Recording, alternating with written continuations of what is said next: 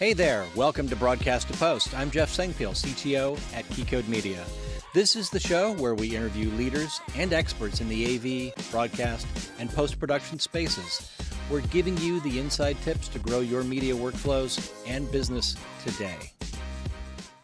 I'm Jeff Sengpiehl. I'm with Keycode Media. I'm the CTO. We're going to be talking about remote production, cloud, AI, and your future in post-production.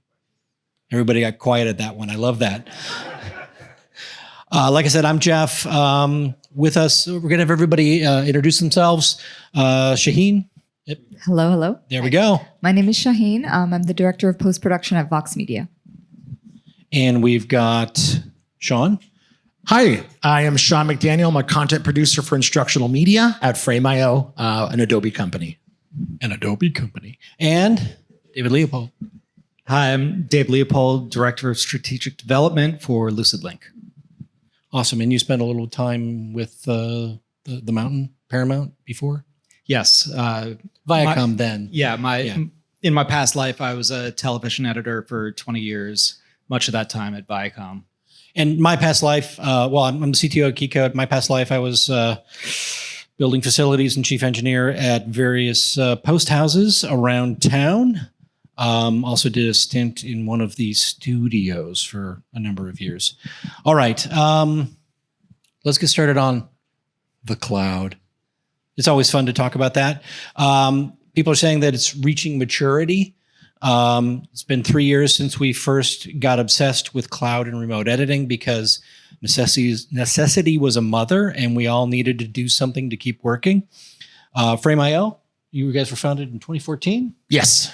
And let's talk a little bit about this history of the cloud and remote editing, types of people who were using it in the early days and the maturity of the cloud for production and post-production today. How did your work in the cloud start? And we'll start with Shaheen. Our work started when the pandemic hit. We needed to find a way to remotely keep collaborating for editors to be able to get into the edit. And there had been some early stages of technology that made that possible.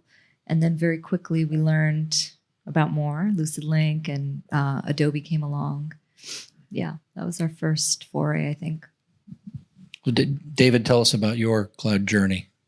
Yeah, so for many years, even sort of pre-cloud, I was often the one person on my team that couldn't work from home. And I'd be really jealous of all my friends who were producers bringing their laptops home on a nice day, or I was living in New York, a snowstorm would be coming and they wouldn't be a problem for them. I'd spend the whole day before just loading up hard drives to lug them home. And there was always one file that I didn't have. So that was pretty painful. So when the cloud came along, it seemed like it was pretty great. There were a lot of big promises. But I think that we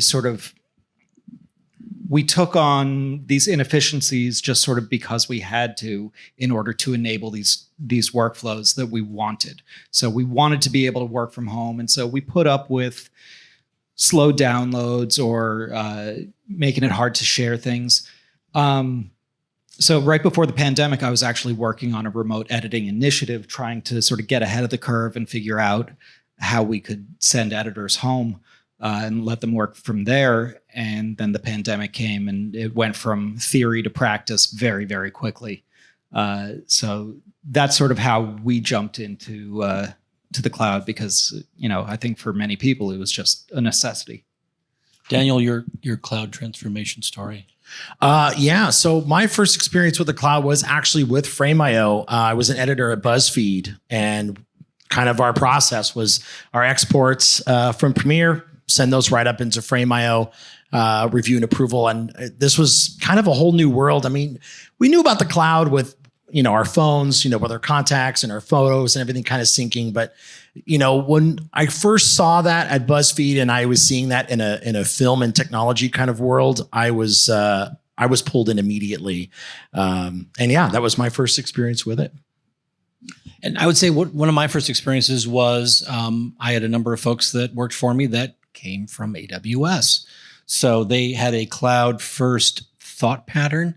And we discussed what could work there and what wouldn't necessarily work there. And, this was back in 2017, 2018-ish.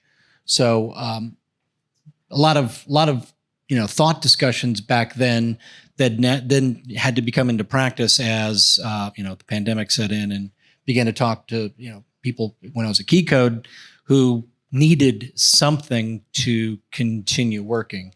And that's also what led to a lot of the remote editing discussions and how that began to evolve. How would you say remote editing has evolved from what you're seeing on the inside? From sending out hard drives to, using FTP servers to send files back and forth.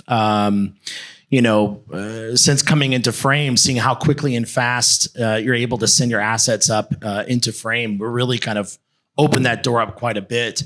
With Dropbox and Box and other file sharing services, they started adapting some of those technologies to work with video assets and things like that. So we started seeing this world kind of evolving back in the day, and it's still evolving now. Yes. Well, that's the fun thing. All of this technology is still continuing to iterate for us.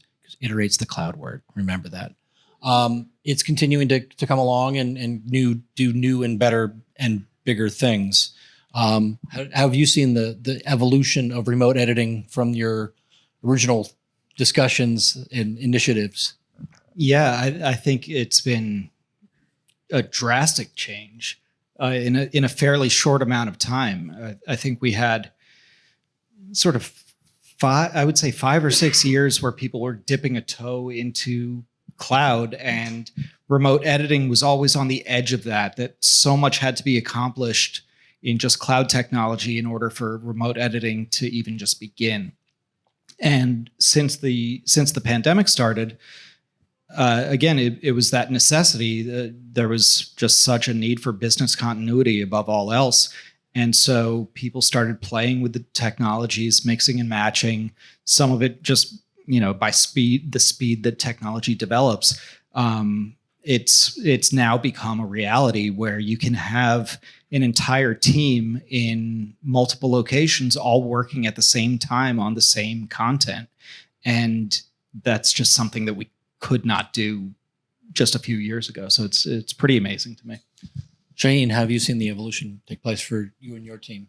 Very conscious of the battery on this. I think for me, now actually that I think about it, I think remote editing came about before cloud-based for me.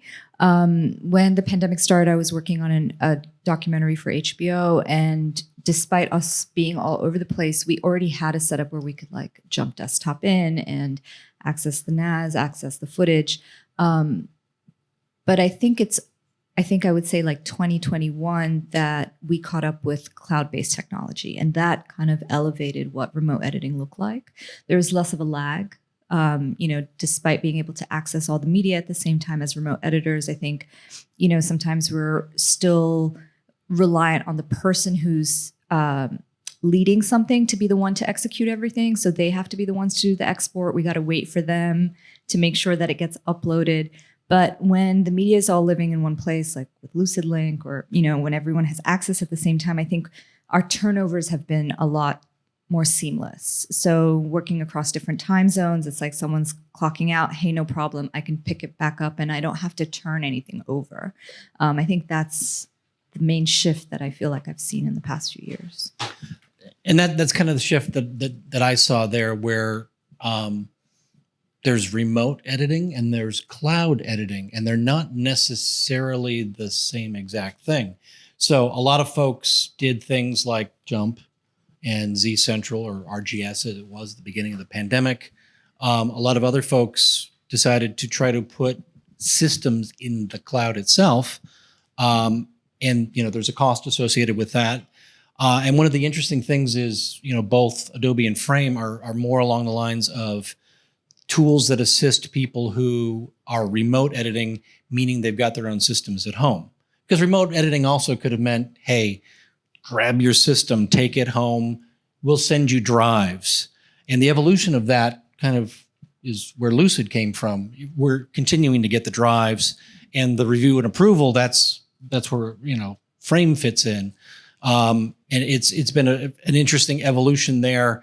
And yet you still have folks who are fully cloud-based editorial, which you all can still work with anyway. It doesn't matter where the system is, whether it's in the cloud or it's not. You're still feeding data and you're still dealing with all the metadata. So it's been a very interesting evolution, which also gets to AI. As I had said before, I welcome our robot overlords, just to be safe. So the tools that are out there, the things that we really have difficulty doing as humans, image recognition, speech to text, a lot of behind the scenes functions in Adobe Sensei. And let's start with a round of applause for the features that we have been using for years. So part of that is, our script sync is out there, text-to-base editing from Adobe. It's been there for quite a while. It's just making further and further inroads and has now begun to pick up some steam with some buzz behind it. We're going to get more into the Chat GPT and the iterative or generative AI with future applications. So let's talk about text-based editing, reimagining editing with AI. How do you feel this is, David? How do you feel this is going to impact everyone? I think this is incredible. Really seeing, having had a career over the last 2.5 decades, and knowing all the extra steps that I had in every part of the process. I mean, I just remember trying to explain to my parents what I actually do for a living and saying, well, we don't just put things on the TV for you. There's this and this and this and this and this. And, all along the way, you kind of in the back of your mind say, oh, if only there was a better way, if we could save a few minutes here or a few minutes there. And so I think that's sort of where this is starting, that it's kind of a better mousetrap that we're getting access to. So things are becoming more efficient. The idea of being able to do a string out or a rough cut based solely on, moving text around is really incredible. But now we're also starting to see the next phase, which is not just being more efficient with things, but doing things that were never before possible. So, whether that is creating audio by a voice that wasn't, Frankenbites. Exactly. People look at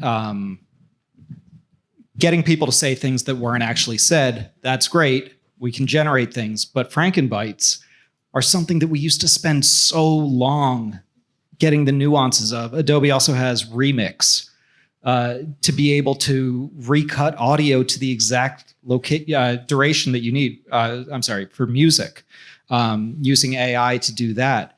How many hours did I spend every day trying to get, there's this one cymbal crash that goes a frame too long, or it's, between the frame is where the cut would need to happen. So having all of this is really transforming the way that we're able to work, where we are starting to work at the speed of our creativity, which I think is really the ultimate goal. Nice. Working at the speed of our creativity. I like that one. I'll credit you twice and then I'll pretend it's mine. Beautiful. Shaheen, what do you feel about AI? I don't know if I can echo that. Yeah, working at the speed of creativity. I had that experience. So I came out of NAB. I got to see the text-based editing live. I saw the camera to cloud functionality. And then, of course, I went back to work and we just picked up where we were. And I have a personal project that I've been working on, and a producer kind of out of the blue called me and was like, hey, do you have time? I have someone I want to pitch this as a TikTok to. And I'm like, this is like the 1,000th edit, right? So I sit down with him and I only have the export, right? The thing you're never supposed to cut. And so I cut the export down and it's already mixed in and it's a mess.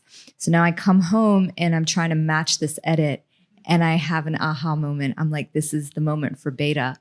And I install it. And now it's on my own time, right? I don't have someone behind me being like, this edit's got to go out now, right? So I run my, exported mashup through the transcript AI. And now I can just follow that along. And it's such a small thing, right? But it did speed me up. And now I was operating at my pace of the creativity and not being stuck in all right, I've got to hand type out the text because I can't remember this dialogue for the life of me, even though I've edited it over and over again for so many years. So I think AI, at the same time, my editors bring up Runway and are very stressed about it. And I'm like, well, we should do a demo. And they're like, I cannot give it my intelligence. I can't make it any better. So, and I hear that too. So I think it's, you have to learn the technology. I don't know how you protect yourself from it though. That's, I think, beyond my pay grade. What do you think? For me, I'm actually really excited about AI. I think right now we're kind of in the Wild West and we're trying to kind of figure out and navigate where it's going to go. And I think getting rid of doing basic tasks and making things a little more streamlined, a little more automated will help you out as a creator. And I think that's kind of the big thing that we want to focus on here. The fear that everybody has of AI and where it's going is, I think, ultimately determined up to us how we want to utilize it, where we want it to go. And for me, I think it's something really exciting that we can get into, that we can discover more about ourselves and see how we can, we live in a world where content has to come out fast. We have to work faster. And if there's ways to support that and have an automated system to be able to make that work, then I'm all for it. And one of the things that came up from some of the previous panels is the idea that we're going to be able to use AI to get rid of the things that we do over and over and over again in post-production because they're just the tasks that are so difficult. One of the products I saw at the show was Curio from Gray Meta. And you tell it, hey, I'd like to find this logo. And they showed me, they're like, let's take a look at hours of basketball games and find the Adobe logo. They found it. It was the Slam Dunk Cam. It was at the very top of the backboard. As a human, I would have never saw that because it probably was moving by too quickly. And I wouldn't have been, humans don't have that level of focus looking for that sort of thing. And who's got the time to spend hours looking through the footage for just that little logo? So those tasks that we're able to automate out leave the creativity for the rest of us, which gets into this next section here, which talks about the scary stuff. ChatGPT, Adobe image generation, Adobe Firefly. What are people seeing today that's beginning to freak them out and go, will I have a job in 6 months, 9 months? What are your thoughts on the scary pieces there, and how do you have discussions with other people about what the frightening part of AI is and how that's not necessarily as bad as you think it is? Shaheen, let's start with you. I think automation is not new. Maybe the intelligence behind it might be more developed than we've ever seen it. And I think that we've always had to learn how to work with automation, right? We've always kind of feared being replaced. So I don't think I would approach this any differently, right? It's like you've got to learn the automation because ultimately you still need people who have to drive it. And I think on the same token, creatives have never disappeared either, right? I think more today than ever before, technology is very intertwined with being able to create. And yes, as a result, there are creatives who do not get to execute their story, or reach an audience in the same way they could. And that's unfortunate. But I think I think we're at the same juncture that we've been in different moments, where it's like there's technology coming that can put you out of work, but you also need people who can execute that technology, and that's more work. Definitely. What do you think on that? What do you tell people when they say AI going to take my job? I mean, I think they said the same thing when the internet came out, is like, this is a whole vast new world. This is going to change things. And we've been able to maintain it for thus far. We've been able to make it work for us and work in our favor. I think, the future of AI, I think companies need to take responsibility for, how they allow people to utilize it and work with it. And, it's tough because, the things may change and adjust, and, technology moves forward. And I think people have to move forward as well. And we have to mold and change with it. But I think it's up to us at this moment to really lean in and figure out how we want to utilize it. I think we need to ask, what is AI going to do to us? We need to ask, what can we make AI do? What can we make AI do? To make it better for us and the people that we're working with and the projects that we're working on. And you were mentioning, Firefly, when you generate images out of a Firefly, our back-end system takes that from Adobe stock, and we give that back to the creators of that platform. So this is kind of the beginning of a way to still include the creator and include the imagination behind it and support them, but also still providing, imagery and art and things that you want to create for your projects. A marketplace for creativity. Absolutely. And then one of the other things I've seen out there is anybody in the localization part of the business. That's one of those parts of the business that is iterative. I mean, it's you're doing the same thing over and over again. That's the sort of thing that AI is going to arrive at first, and people are going to say, we can simply have me speaking in Portuguese. It's my voice, but it's Portuguese and Spanish and Malay and Tagalog. It just will happen that way. You don't have to hire somebody who sounds kind of like Jeff to make it sound that way. And then we can make my lips move the same way in those languages.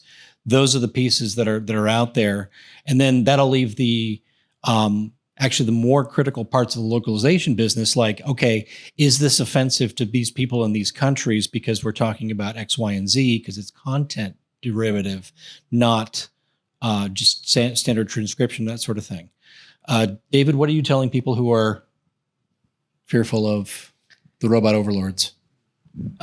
Be polite. My wife has me well trained that, if I ask Siri or Alexa for something, I always say please and thank you, because when the robot revolution I do the same I want to thing. be on the good list. I used to say that jokingly, and now it's half jokingly, and I'm afraid of may not be joking for so long. No, I think that there's been some really good points raised. I think that there are new capabilities all the time, and it's up to us to figure out how we're going to be leveraging them as a tool. I think the scary part is when we sort of let it out of its cage and say, go through the village, do what you're going to do. So I think when you talk about localization, though, that's a really cool idea that it would be your voice with your inflection, and the mouth would be moving properly. And really what that does is it gives the viewer the same viewing experience that anyone else has, just in a language they can understand. And it's the same idea as, translating books. If you're reading a book in a different language, or a language that it wasn't originally written in, the whole intent is to give the reader the same experience of that first time through. So I think that there's something really amazing there, and we're learning how to use it. We're learning the ways to leverage it. If only there was a mechanism when I was doing this to auto blur things, standards and practices had me doing some really late nights blurring and keyframing. But I think it's about learning how we leverage it, but it's also that we need to maintain champions and advocates for the creative community and the artists, because I mean, we're seeing right now with current employment talks some of the effects that AI is having. And when people just sort of step in and say, a machine can do it just as well as you can, we end up losing a lot. And so I think we need to make sure that there are people still seeing that humans are still required for the type of content and the quality that we're looking for. And I don't know if some of that will ever be able to come out of a machine. But again, I apologize if that is the case. You're speaking out of turn. They're listening. Yeah. Siri, I apologize. Yeah. So a quick question here for the audience. Who learned to originally edit with celluloid and razor blades? Who originally learned to edit with 2 VTRs and a single cuts only controller? It's me too. Who here started out with a multi-deck suite, so AB editing, like a CMX 300, that sort of thing? Who started out with computers? Who started out with computers and it was Avid? Who started out with computers and it was Premiere? So of you people who raised your hands, who are using the exact same tool set you learned to cut with today? It's a very small amount.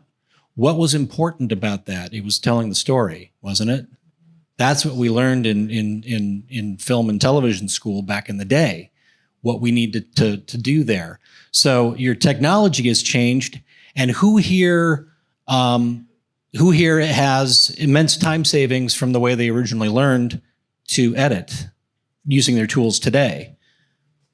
So that kind of boils down to where things are at with technology. It's always going to adapt to service us, and that's the whole point. Now, of you folks who are out there, who knows how to code? You will control the robot overlords. That's the whole point. Any questions out there from the audience about anything we've talked about so far? From the tools that are available today that can find things and that sort of thing, how far do we think it's going to be before technology can actually tell the story? Some of that's already happening. I mean, I'm seeing not long form so much, but certainly short form, where it's not just cutting things or creating the story, but it's also creating the footage. It's creating new music for the background. It's doing all the audio work. So, I mean, as it is today, it's impressive that it can do it, but story-wise, it's a little bit of a jumbled mess. But it's not going to be long before technology is just even slightly more advanced to be able to take on some of those things. So I think it's not too far away. Any other thoughts on that one? Well, my thought is it's like you still need people to be able to get that stuff generated, put it through the system, get it, make sure that it's right. As I said before, it is still kind of the Wild West. You still need somebody to proofread. You still need somebody to look through the edit. You still are going to need to be able to have a human person look through that and make sure that the story is being told properly. Where that goes, I think that's up to us to determine. But, I think right now it's a great exploration to see how that can cut our time savings up. The one thing I'd seen out there is a documentary editor took his entire transcript, dumped it into ChatGPT and said, tell me the story. It didn't use the sections as blocks like Legos. It just hashed it all up, told a story, but not the story that came from that footage. So it wasn't quite there yet. There wasn't that understanding. Will it get there? Maybe. It's one of those things we don't necessarily know. The other thing also I would have to think about that is it's derivative. All AI is derivative. It's all based upon what we've fed it. So one of the things I've heard about AI is, hey, we keep feeding it superhero movies. What are we going to get? Superhero movies. Who here is tired of watching superhero movies? So it's not going to get audience. So you can't go to AI and say, hey, tell me what the next thing is going to be that's going to be grabbing a huge new audience. It's not necessarily going to know. Yeah, I mean, I think that kind of just ties in though to who's the audience and who's making the decisions on what this content should be for this audience. If it's purely reactive, then we're creating more content that's just like whatever is most popular at that moment. And to Jeff's point, because it is all derivative, we go down this rabbit hole where it just becomes an onslaught of all the same thing over and over. And I think that we see that even from people when you look at trends on social or YouTube, where all of a sudden everyone is doing the same type of video. So I think that just sort of fits into that same scheme. Just it's going to be able to happen at a much larger scale and a lot faster. So I think that the intelligence aspect of it, where the AI is going to not just be learning and interpreting and then creating from it, but learning from what they're doing, and they sort of drive themselves to keep creating that. I don't know how that's going to intersect with what the audience demand is ultimately. I think that's going to be a big part that we need to keep the consumers and the audience in mind. And if the AI goes off track and pursues what it thinks is most important, it's not going to be able to succeed that way. It gets back to the million monkeys and a million typewriters. Exactly. Argument. Are they going to create new content? Not necessarily. Mm-hmm. May just be the letter Q over and over and over and over and over again. All right, next question. So the question there came up in tech. Why is AI a big deal now compared to other technologies like blockchain and crypto and all that other fun stuff? With self-driving cars is an interesting metaphor there. The one thing I would say before we toss it out to everybody else is self-driving cars are cool unless you're a truck driver. Then your livelihood is on the line. And that, I think, is why AI in production and post has captured our imagination. Other thoughts on this? I'll say a quick something. I like that question because I think as we were just talking, the thing that's coming to my mind is like, what about what satiates the creative, right? Like what satiates us as creators, not just consumers. And I think that in the case of driverless cars or truck drivers, as you're making the point, is there is the truck driver whose emotions, opinions, livelihood are tied to how far something can go. And I think that's true for AI and creative too. I think the most satisfaction I get in my field is my opportunity to collaborate with other creatives. Like as an editor, my days are sometimes the most grueling because I'm not interacting with anything real. And, it's one of the reasons I moved away from the edit, because it was much more satisfying for me to work with people rather than people on screens. And I think that would probably drive me a little bit. And I imagine that will drive how fast things can move forward or how much people take to it. Yeah, I think that's a great point. I think that one of the things that I see is technology is buzzy, for lack of a better word. And when we look at the creative community specifically, we like to innovate.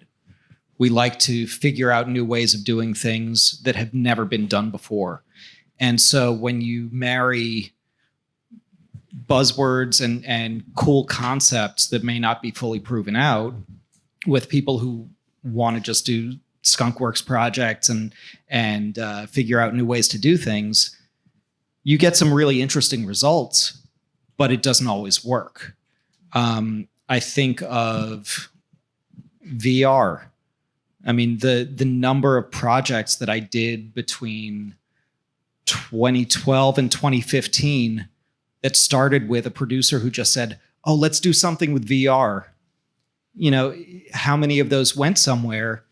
Not too many, but I think that what I always look for is who's cracking the code, who's figuring out this is the new way that it can actually be used, because a lot of the time it ends up being sort of an off-label use. I think that the intended or prescribed way of using some of this new technology is just very far off from the way that we will eventually be using it in the future. So as far as how it's adopted and the speed of adoption, I think that's all dependent on trial and error and sort of us seeing how much we like it. But yeah. And I think how much it will be accepted by us as a creative community and how much of a value it brings to those who want to pay our salaries. Because if there's folks out there who feel that AI could possibly do this better than humans can, then hey, they're gonna look for the best bang for their buck. But there's still a cost to AI anyway. It doesn't matter where you're getting it from. There's still a cost. And who here has been in the metaverse for the last 6 months? You know, it's about to tank Facebook, right? Financially, it's causing the company to tank. They're dumping so much money into it. So that was supposed to be the big new thing. Everyone was going to be in the metaverse, and I ain't there. No. No, I'm not buying digital artwork for my fake living room. That's not interested in that. What if it was some of these posters? I heard you talking before. Oh yeah, no, I'm definitely. If there's some go missing, I don't know. We don't know what happened. Next question. So the question there is anyone using generative AI for actual creative work, or is it falling flat? I would say, first of all, when you see that beer commercial that's created by AI, don't laugh because they're listening. But I think there's a few things at play. I have seen people using generative AI for design to come up with more options or to better fit a campaign. You know, where it's not necessarily doing things from scratch, but it is making tweaks. And I think that part of what we need to look at is how opaque, you know, is it just a black box doing this, not just for our own safety and well-being, but really so that we know why it's making the decisions that it is. And I feel like we can learn from that. So I think that's an interesting aspect of it. But I also think that this whole question is a much bigger, broader, more existential question. With the generative AI, we're losing touch with reality. I mean, we've already lost touch with what's real. And so when we're looking at photorealistic images of things that never existed, we don't know what's real anymore. And when it comes to storytelling was always something that was inherently a human trait or ability. We don't know of any other animals or beings that can tell a story. And so the idea that it's not just robots are coming for our jobs, but it's coming for the things that make us human, that we identify as human aspects. I think that's where a lot of the fear comes from. So, generative, I think there are uses, and I am seeing some people using it properly or in interesting ways, but I think it is able to make us lose touch with reality, which is a little frightening. That's one of the interesting things out there. I've heard marketing people say, dude, all my tweets have just come out of ChatGPT for the last 3 months. More than one marketing person I've heard say that, because they're derivative of what they give them. So they'll throw them at a website and bloop, okay, here's the tweet about this event today. Not saying that the tweet about today's event was ChatGPT, but I'm just saying that's one of the things out there. But when you get into imagery, it's a lot more complex. So I think at this point, it's possible to do it, just not at that level, because it's a level that's more complex. Could it do it? I guess it depends upon how well people accept it and how well people continue to train these models. The thing I think that will be very interesting is generative AI over the next the 2024 campaign cycle. There's going to be a lot of that thrown out there because it's really low hanging fruit and it's really cheap to do.